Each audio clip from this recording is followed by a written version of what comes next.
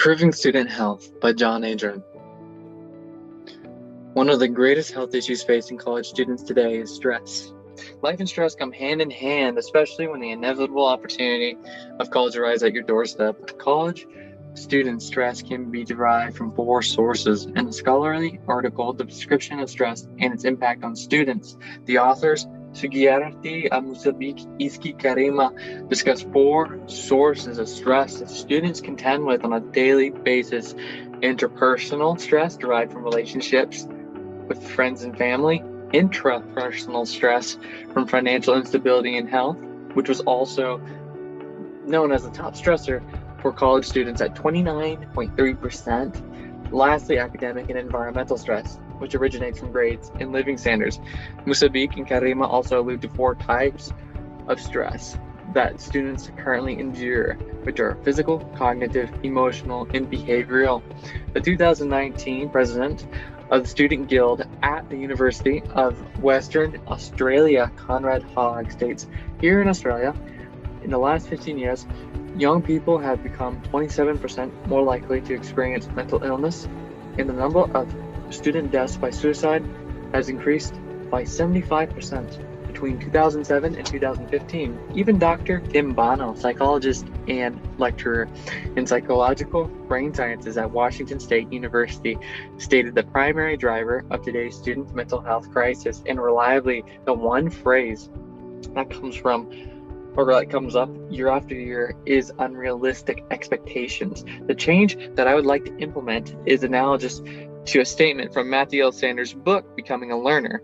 Who you become as a result of your education is the culmination of everyday actions and efforts.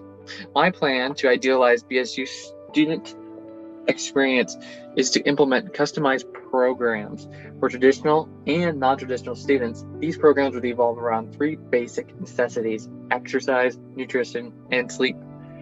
Annika Sorensen, a Swedish medical doctor who has 30 years of experience in the medical field, at a TEDx presentation, she discussed her creation of SEE, which stands for Sleep, Eat, and Exercise. Annika states that our sleep is steered by something called the circadian rhythm, which is a system of inner clocks set in our brain managing biological processes. 7 to 9 hours per night is needed for our brains to make its repair and cleansing, getting waste products out and letting new blood in. A disturbed sleeping cycle is an early sign for stress.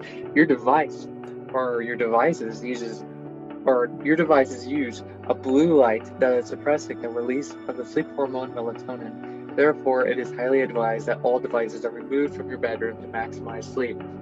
For nutrition, Annika advises that and states that 3 main meals a day is recommended to bring your energy to your body and brain. Eat a little bit of everything and a lot of fruits and veggies. Keep an eye on your portion size too. Using a standard size plate and only taking 1 serving per meal. Annika shared that exercise is scientifically proven to reduce blood sugar, blood pressure, cholesterol levels, weight, muscle ache, and joint problems. Physical activity has also been long known for the first treatment of depression because of the tight connection between movement and brain activity. Now, 30 minutes to an hour of daily exercise should be more than enough to reap the benefits from exercise. Moreover, Mary Wollstonecraft wrote in A Vindication of Rights of Women, "The schoolroom ought to be surrounded by a large piece of ground in which his children might be usefully exercised, for at this age they do not or should not be confined to any sedentary employment for more than an hour at a time. So, in the scholarly article, Effect of Yoga-Based Physical Activity on Perceived Stress, Anxiety, and Quality of Life in Young Adults, Gulieter Endrogen Uche, who is a faculty at Health Sciences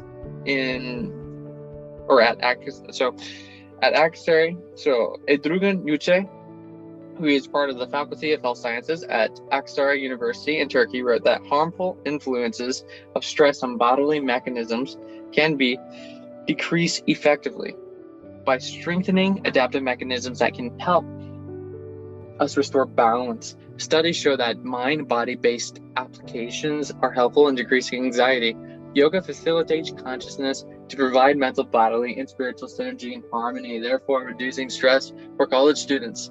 Of course, Boise State offers a handful of resources that mentally ill students can use, like suicide intervention skills workshop, or cognito, at-risk mental health awareness training, and SOS sources of strength. But I believe that these sources are not the only answer and are momentary. I believe that Boise State should provide their students with sleep, nutrition, and exercise programs to reduce the chances of even developing a mental illness.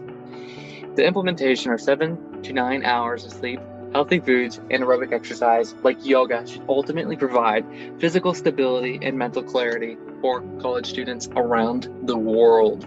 Now, let's achieve victory for our fellow students. Thank you for listening, and please subscribe.